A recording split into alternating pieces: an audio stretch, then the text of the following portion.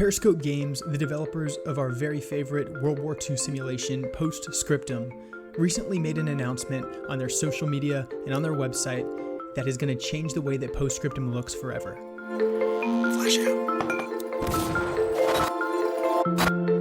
What's up, guys? I'm Controlled Pairs, and I play the most immersive PC games in the world. Today we're talking about Post Scriptum, and the announcement that I'm talking about is the announcement of a program called Through the Periscope, which is Periscope Games' effort to solicit feedback from the community on features to be added to the game. Yes, that means that you, as a member of the community, as someone who plays the game, has the opportunity to share your ideas directly with other members of the community and directly with the developers of Post Scriptum for consideration to actually be added to the game. What an amazing opportunity, and what a truly collaborative experience that these developers are allowing us to be a part of.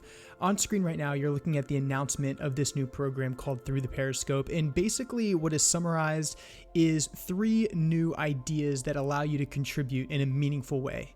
The first idea, or the first mechanism in which you're going to be able to provide this input, is now the inclusion of a feedback system on the Discord channel. So you've always had the ability to provide feedback and to report bugs and what have you, but now there's actually a voting system where whenever you provide feedback or an idea in the feedback channel of the official Post Scriptum Discord server, you'll immediately receive 2 reactions to that comment or that idea that you have, and one will be a thumbs up and then the other will be a thumbs down.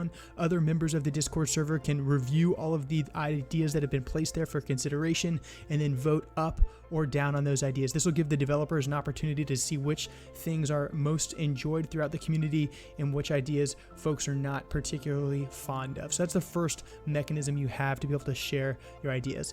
The developers are then going to look at that entire list of different things, and they're going to pick out little gems from this massive pile of ideas, and they're going to move them over to a Trello board. Trello is an online collaborative tool that a lot of corporations use to organize ideas. I've linked the Trello board that Post Scriptum is using below, and it is wide open and fully available to the public. On that Trello board, there is a bunch of different sections that the developers are using to organize their thoughts. They've got ideas that are simply not approved, meaning they're not technically feasible or not particularly popular within the community.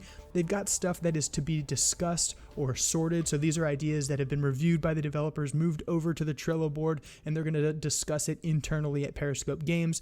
Then they've got stuff that is potentially going to be added to the game, but not really possible right now. That means it's probably limited for technical reasons or what have you. Then there's a section called potential additions or changes, and this is where you are seeing features that are actually being recommended and that could be actually added to the game. So this is the stuff that they're going to talk about internally that we could potentially see voted on by the community for actual addition in a future update to the client. Of course, they've also added a section on here where they're going to talk about just bugs that are going to get fixed. And then the most exciting section, in my opinion, is the greenlit section. So in the greenlit section, this is feedback that the developers have acknowledged receiving from the community, and they have agreed to add these features to the game, and they are just pending implementation, pending programming, pending coding, and all the effort that goes in to making a game and making an existing game even better. They've got a to be tested section, so once stuff is greenlit and it's developed, we'll see when it's going through the testing phase. Finally, we'll see when it's ready, and then ultimately we'll see when it's released. So you can truly see from the inception of an idea all the way through the development into release onto the client. So in reality, you could have an idea in your head right now that you go share on that Discord server, and it gets walked through this entire process, ultimately voted on, added to the Trello board, and then is ultimately added to the game. The next bit of news is where we are in the process right now. So I'm recording this on the 11th of June.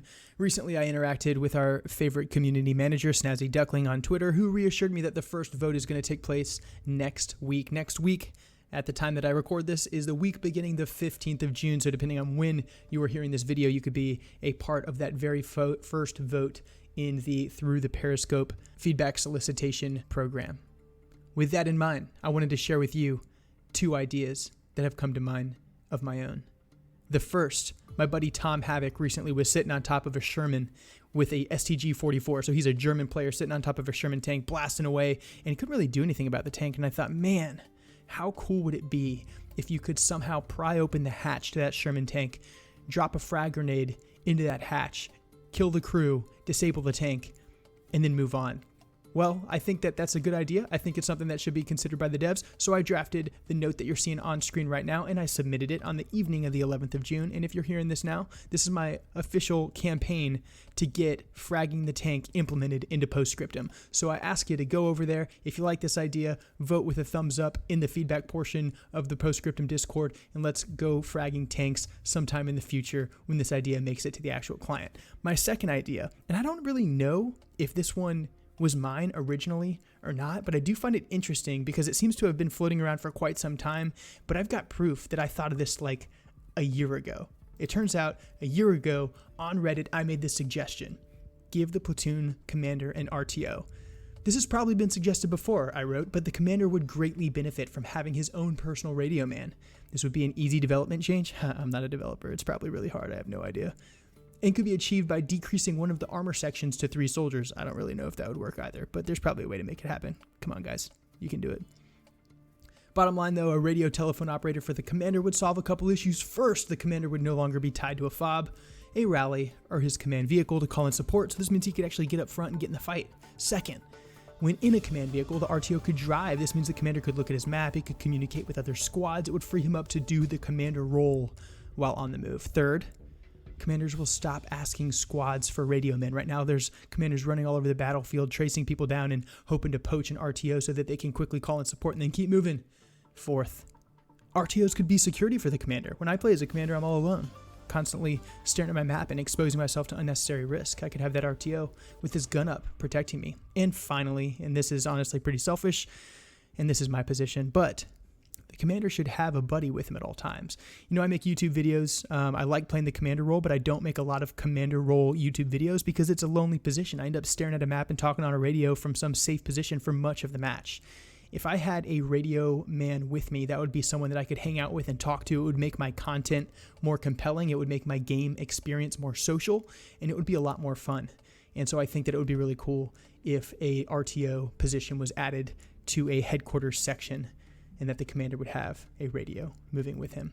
Man, what a cool time to be a fan of this game. What a cool time to be a fan of tactical shooters as a whole. I encourage you guys to take a look at the Trello board. I've linked to that below. And I encourage you guys to head over to the Discord server and take a look at the feedback section.